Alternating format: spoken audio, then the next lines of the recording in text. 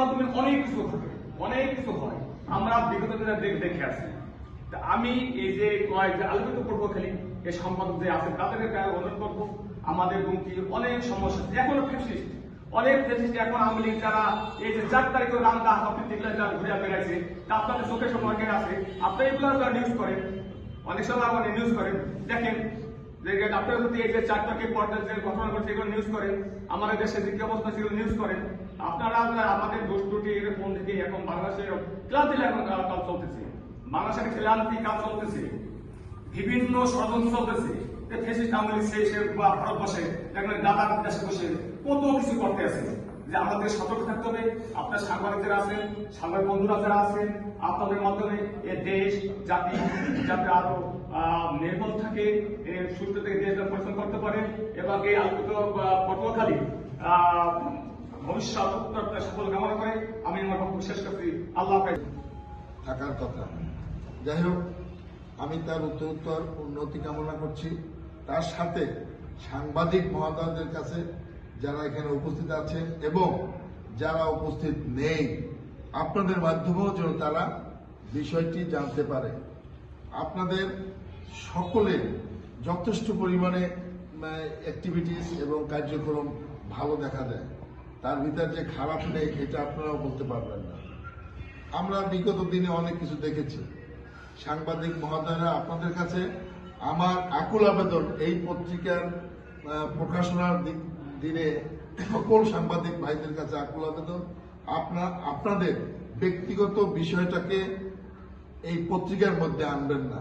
কারণ আপনার সাথে দেখা গেল যে আপনার ভাইয়ের সাথে, আপনার ভাইয়ের ছেলের সাথে, আপনার পার্শ্ববর্তী একজনের সাথে দ্বন্দ্ব থাকতে পারে, জায়গা জমি নিয়ে থাকতে পারে, পারিপার্শ্বিকতাকে নিয়ে থাকতে পারে, কি বলে রক্তের বন্ধন নিয়ে থাকতে পারে, দ্বন্দ্ব থাকতে পারে। সেইটাকে পত্রিকার বাইরে রেখে আপনি এলাকার ছেলে হিসাবে সেটা করেন, আপনার ন্যায্য হিসাব বুঝে নেওয়ার চেষ্টা করেন, কিন্তু সেইটাকে যদি আপনি ব্যবহার করেন সাংবাদিকতার মাধ্যমে, সেটা কিন্তু মানে সাংবাদিকতার একটা বদনাম এই সমাজে বিপরীত দিক থেকে বদনামের একটা ভাগিদার হয়ে যায়।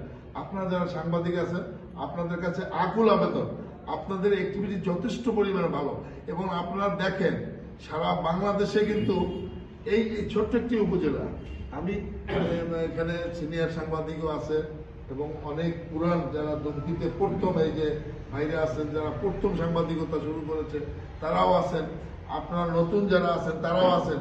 কিন্তু আপনারা দেখেন দুমকির মতো জায়গায় ছোট্ট একটি উপজেলায় আমরা 2টা দেখতে পাচ্ছি না, 2টা না 3টা, যদি এইটা হয় তাহলে 4টা, নাকি সাংবাদিক ভাইরা? 3টা প্রেস ক্লাব না? হ্যাঁ, 2টা তো আমরা দেখতে পাচ্ছি, দুমকি উপজেলা প্রেস ক্লাব দুমকি। এছাড়াও কিন্তু আরো একটি প্রেস ক্লাব আছে, আরো একটি আছে সাংবাদিক। এখন দেখেন আপনারা ব্যক্তিগতভাবে আপনারা যদি এই সাংবাদিকতা, যে কয়েকজন সাংবাদিক আছেন, আপনারা যদি মিলে মিশে একটি প্রতিষ্ঠান না করতে পারেন, তাহলে আপনারা কিভাবে সমাজটাকে একত্রিত করবেন, আপনারা কিভাবে একটি এলাকাকে একত্রিত করবেন, কিভাবে একটা গোষ্ঠীকে একত্রিত করবেন, যেখানে আপনারাই পারতেছেন না। এই জন্য আপনাদের ব্যাখ্যা বা আপনাদের কথা জনগণ যাতে ভালোভাবে উপঢৌকন করে, বুঝতে পারে, সেজন্য আপনাদেরকে একত্রিত হওয়ার জন্য বিশেষভাবে অনুরোধ করি। কারণ বর্তমান যুগটা হচ্ছে মিডিয়া যুগ। যদি কেউ বলে যে না মিডিয়া লাগবে না, এটা হয়তো একেবারে এক একটা ফ্যামিলি, এখানে যারা আছেন এক একটা ফ্যামিলির বাসায় কয়টা মিডিয়া আছে, মানে আমি বলবো কতগুলো আছে? 2টা, নিম্নতম একেবারে নিম্নতম ফ্যামিলির বাসায় 2টা অ্যান্ড্রয়েড সেট আছে, নিম্ন হলো। তাহলে এই যে 2টা কিন্তু মিডিয়া সেল তার বাসায়। টোটাল মিডিয়াটা তো দুমকি নয়, অল ওভার বাংলাদেশ নয়, বিশ্বেরও অনেক কিছু চলে আসে। এই জন্য আপনাদের কাছে অনুরোধ করি, আপনারা যারা সাংবাদিক বৃন্দ আছেন তারা আপনাদের নিজেদের স্বার্থটাকে একটু বিলীন করে, হ্যাঁ প্রত্যেকটা লোকেরই একটা নিজস্ব স্বার্থ আছে, তারপরও আমি আপনাকে বলি না নেকেটলি করেন না, এটা অনুরোধ করি। আমি কিছুদিন পূর্বে বলবো না, আমি বছর 2 আগের কথা বলা উচিত না, কোনো এক সাংবাদিক এই হাসপাতালে গিয়ে তাদের একটা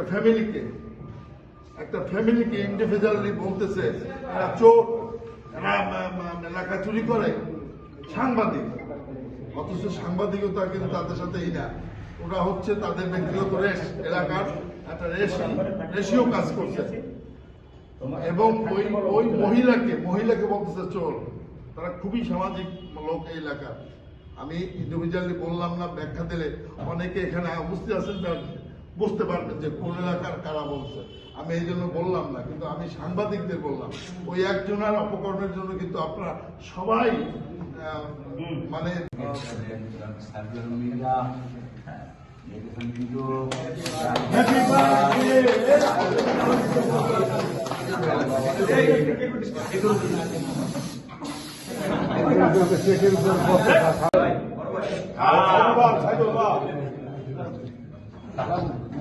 আমি গাই না আমাকে